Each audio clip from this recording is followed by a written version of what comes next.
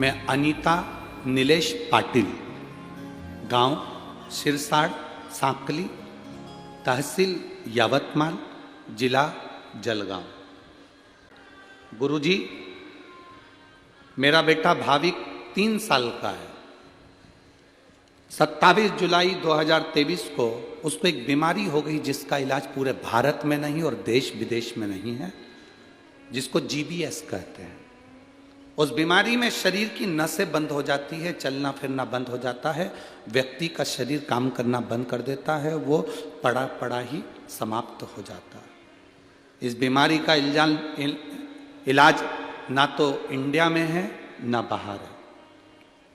मेरे बेटे को वो बीमारी हो गई। 3 साल का मेरा बेटा बीमारी से ग्रसित हो गया, खड़ा होना बंद हो गया, पड़ा रहता। डॉक्टर ने कहा कितना भी इलाज करवाओ पर इसका कोई इलाज नहीं। मेरी सास ने मुझसे बोला कि शिव पुराण में पशुपति व्रत का वर्णन गुरुजी बताते हैं, अपन दोनों करते हैं अपने बच्चे के। पशुपति व्रत करना प्रारंभ करा, जल चढ़ाती। आपने एक कथा में वर्णन किया था भोपाल की कि उत्तर दिशा की ओर मुख कर कर जो जल चढ़ता है उस जल का आनंद अपने जीवन को सुख प्रदान करता है। वो जल में उत्तर की ओर मुख कर कर चढ़ाती, उस जल को लाकर अपने बच्चे को देती। बच्चा थोड़ा थोड़ा सा अंतर आया। जब शरीर में पूर्ण अंतर नहीं आया तो हम सीहोर गए, वहां से रुद्राक्ष लेकर आए, कंकर उठा कर लिया, उसको पानी में गलाते, शिव जी को चढ़ाते, बच्चे को पिलाते। 5वां पशुपति व्रत पूर्ण हुआ। सीहोर कुबेरेश्वर बाबा का दर्शन करा, भूमि को नमन करके बच्चे के शरीर पर रज लगाई। वहां से आने के 3 दिन बाद मेरे बेटे ने पूरा पांव जमीन पर रखा और उसका शरीर कांपा। शिव तत्व गुरुदेव बाबा बाबा है। उन्होंने नीचे एक लाइन लिखी है, अरे लुटा दिया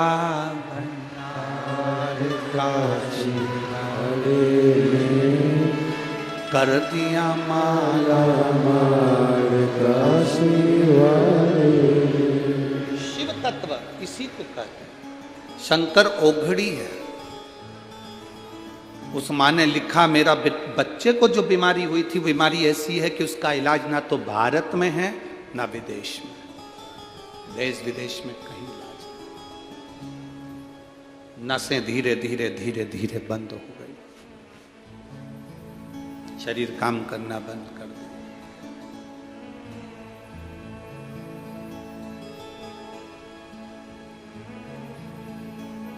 भक्ति करो शिव की।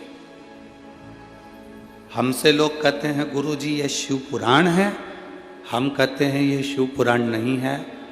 जिस नगर में, जिस क्षेत्र में लोग सुनने के लिए जाते हैं, जैसे पोलियो की दवाई पिलाई जाती है जिससे बच्चे को पोलियो ना हो, हाथ पैर बेकार ना हो, उसी तरह आपके क्षेत्र में 200-300 किलोमीटर के आसपास में भी शिव पुराण की कथा हो, कुबेरेश्वर बाबा कथा लेकर पहुंचा हो, तो समझ लेना ये वो दवाई है कि कभी रोगी लेना, ये वो दवा है।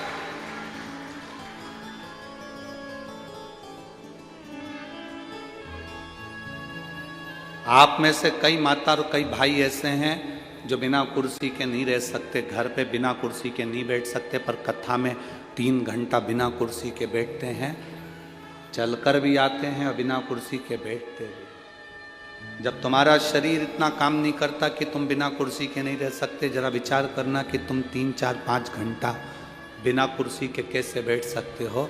बिठाने वाला वही है, तुम्हें जो बल दे रहा है वही दे रहा है,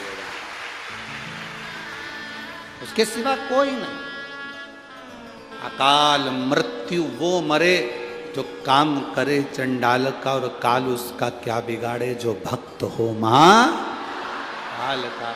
शिव का जो भक्त होता है, शंकर का जो उपासक होता है, शिव भक्ति में जो डूबने वाला होता है, उसको एक आनंद की अनुभूति हो जाती है, एक आनंद की अनुभूति। उत्तर दिशा क्या?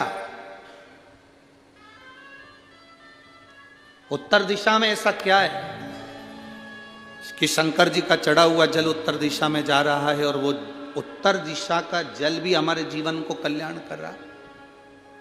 सूर्य नारायण भगवान को आप जल चढ़ाओ, मना नहीं है। सूर्य नारायण भगवान को जल चढ़ाने से रोग का निवारण होता है, ये हमने पहले की कथा में वर्णन कर चुके। जरूरी है। पर घर में जो तुम शिवलिंग रखे, उस शिवलिंग का चढ़ा हुआ जल, उस शिवलिंग के स्नान का जल, पूजन का जल आप किसी भी वृक्ष में चढ़ा रहे हो, पौधे में चढ़ा रहे हो, पर आपका ध्यान याद आ जाए। अगर कथा, जलगांव की कथा अगर थोड़ी सी याद आ जाए तो तुरंत अपने मुख को उत्तर का कर लेना और पानी डाल दो, रास्ते खुले जाए।